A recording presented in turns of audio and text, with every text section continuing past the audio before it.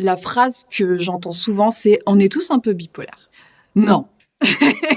Ok, on a tous des humeurs, hein, c'est des troubles de l'humeur, mais c'est une maladie en elle-même. C'est un côté où on se sent pas reconnu.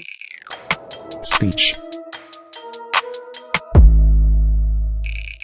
Je suis Marine Panzani, j'ai 30 ans. J'ai été diagnostiquée bipolaire quand j'avais 26 ans. Dès mes 16 ans, j'ai commencé par faire des dépressions. J'ai pas pu aller au lycée pendant plusieurs mois. J'ai commencé à prendre des antidépresseurs, toujours prescrits par des médecins. Ils m'ont pas du tout détecté comme bipolaire à l'époque. Et donc, quand c'est comme ça, ils traitent les dépressions. Et en fait, il faut savoir que quand on est bipolaire, de prendre des antidépresseurs, c'est encore plus exciter le cerveau. C'est vraiment le médicament qu'il faut éviter. Donc voilà, je suis très mal tombée pendant 10 ans. Les années se sont succédées. Je suis rentrée en thèse de neurosciences. Ce qui a changé à ce moment-là, c'est que j'étais plus simplement une étudiante, j'étais une employée. Et quand on fait des dépressions alors qu'on est payé, qu'on est salarié, on se sent encore plus mal parce qu'on se dit purée, je suis payée, je suis censée travailler, je suis censée faire ci. Et là, en fait, je suis devant mon ordinateur et j'ai envie juste de disparaître. Et là, je me suis dit, ouais, non, là, il y a un truc qui va pas. Et voilà, mon super psychiatre m'a enfin posé un diagnostic. J'étais bipolaire de type 2. Je m'y attendais pas du tout. Pour moi, bipolaire, ça voulait dire avoir des moments où on va bien. Et moi, j'avais l'impression que ça allait jamais vraiment bien, parce que j'avais quand même une espèce d'angoisse constante. Mais ça a été un gros soulagement.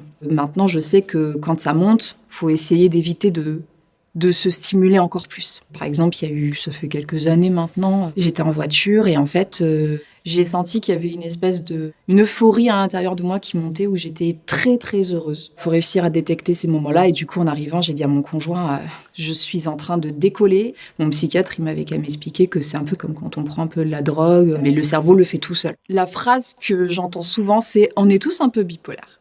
Non.